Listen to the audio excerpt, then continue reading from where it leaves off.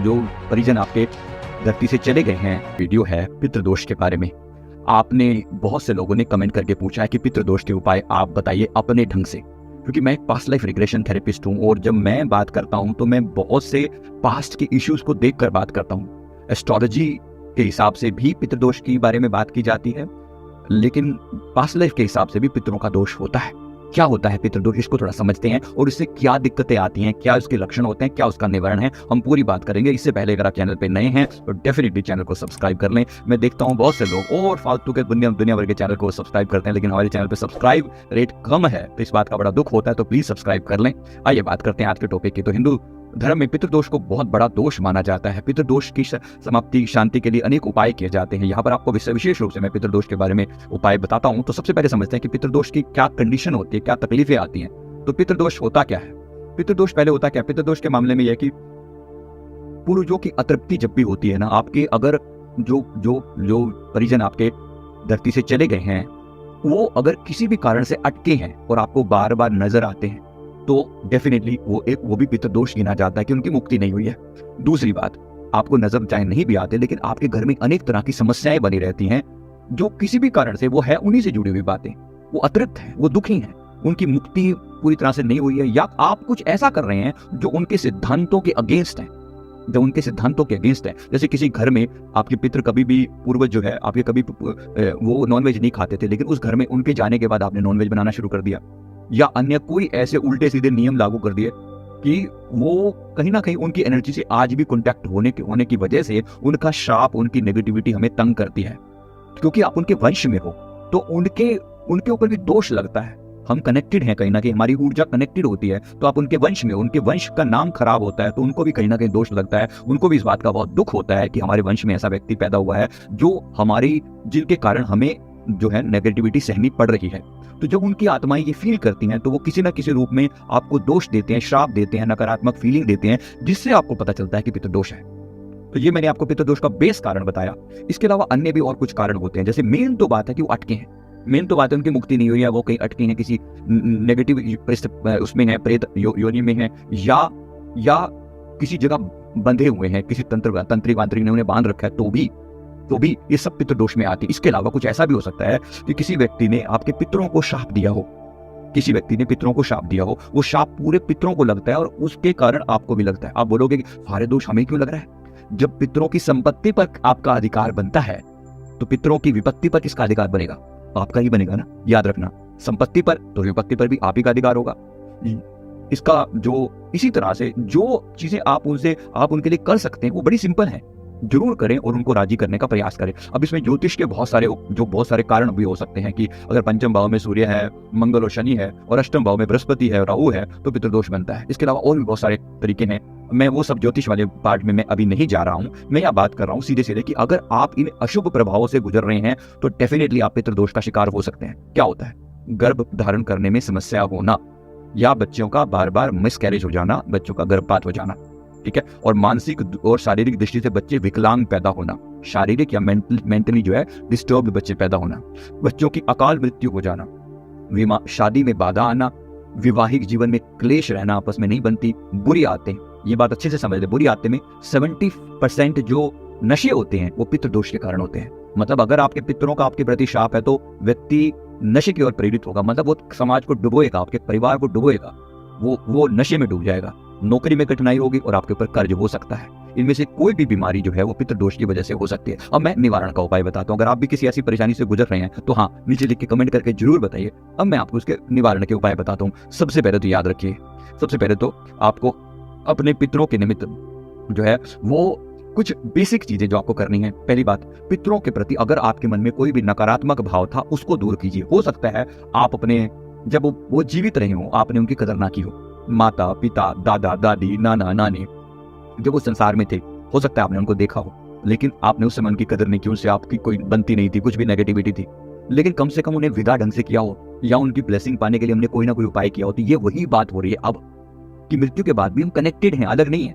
तो पहली बात तो पितृदोष का निवारण मंत्र है। ये मंत्र आपने कब करना है? ये मंत्र आपको सुबह ब्रह्म मुहूर्त में कम से कम, ज्यादा नहीं तो 21 बार इसकी चैंटिंग करनी है। क्या बोलना है? ओम सर्व पितृ देवताभ्यो नमः, प्रथम पितृ नारायणाय नमः, नमो भगवते वासुदेवाय नमः। ये बेसिक मंत्र है, ये मंत्र यहाँ स्क्रीन पर आपको दिख जाएगा। अगर ज्यादा मुश्किल लगता है बोलने में तो सिंपली ओम पितृदेवताभ्यो नमः, सर्व पितृदेवताभ्यो नमः, इतना भी आपका ये मंत्र काम करता है।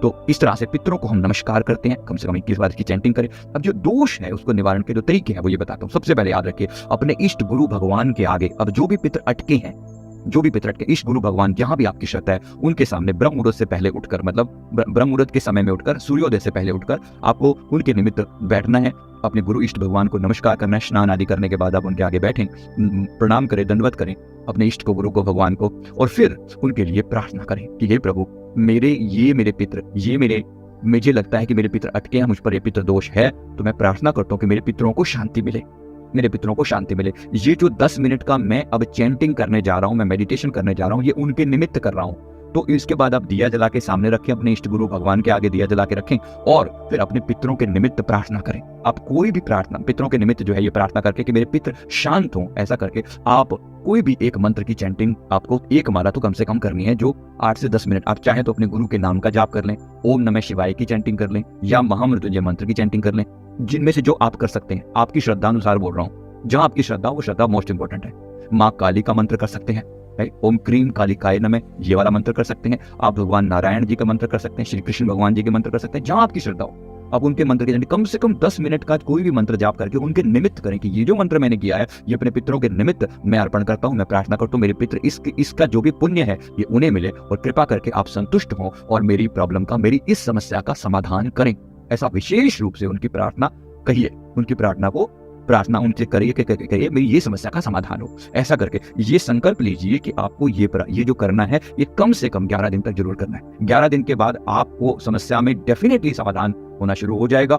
अगर समस्या अभी भी पेंडिंग है तो इसको 11 से 21 दिन बाद में कर दीजिए, लेकिन शुरुआत मिनिमम से करके चलिए।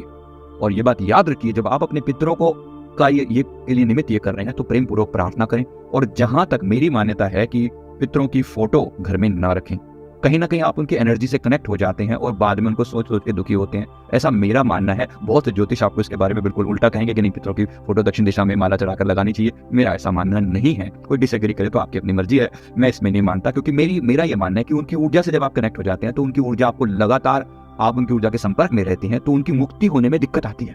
मैं चाहता हूँ प्यार से मुक्ति हो, तो प्रार्थना पूर्ण करके उनको विदा करें, क्योंकि आंखों के सामने कोई रहेगा तो आपको बार बार उनका ख्याल आएगा, जो कि उनकी मुक्ति में बाधक बनेगा। ऐसा मेरा मानना है और मैंने इसको बहुत अच्छे से समझा, इसलिए ये मेरा मानना है कि आप ऐसा करें। फोटो ना रखें, बस मन में प्रार्थना जरूर करें। आप पाएंगे कि 11 दिन के अंदर अंदर उनकी मुक्ति का लिए आपको सिम्टम दिखने शुरू हो जाएंगे। अगर इसमें कोई दिक्कत लगे, जैसे हो सकता है कि कोई आपको लगता है कि पिताजी या माताजी जो भी चले गए हैं पितर, वो किसी तरह से बंधे हुए दिखाई पड़ते हैं, आपको ऐसा लगता है कि वो दुखी हैं, तो कहीं ना कहीं ऐसा हो सकता है कि वो मृत्यु के बाद भी किसी नकारात्मक ऊर्जा के संपर्क में हो। इसके लिए आपको 3 बार बजरंग बाण का पाठ भी जरूर करना चाहिए। बजरंग बाण का पाठ करके प्रार्थना कीजिए कि हे हनुमान जी, आप मेरे इस पितर को इस नकारात्मक ऊर्जा से मुक्ति दिलवाइए। ऐसी प्रार्थना आप जरूर करें। तो डेफिनेटली उसके बाद आप अपने जो भी वो जाप कर रहे हैं वो कीजिए। तो पहले बजरंग बाण का पाठ और फिर जो भी जाप आपको करना है वो कीजिए।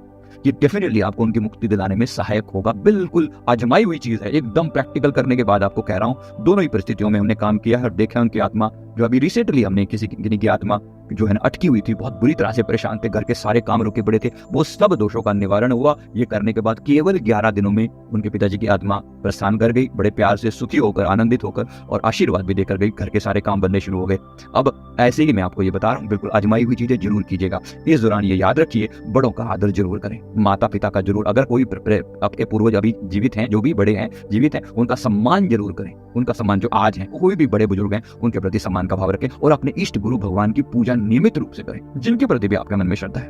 और खासतौर पे जब अमावस्या का पक्ष आए तो उस समय में ब्राह्मणों को भोजन जरूर कराएं, या गरीब लोगों को भी भोजन करवाएं, तो भी एक ही बात है। मेरा मानना है कि वो एक ही कैटेगरी है, बात एक ही है। जिन लोगों को जरूरत है उनको करवाएं। कोई पहले से भरा बैठा है उसको करवाने की बजाय मेरा ये मानना है कि जिसको जरूरत है उसको भोजन करवाएं। अगर आप ऐसे बिठा के नहीं करें तो लंगर बांट दें। सबसे उत्तम तरीका है अमावस्या के दिनों में लंगर बांटा हुआ, बहुत बहुत बहुत लाभकारी होता है। गरीब मजदूर लोगों को जरूर खिलाएं।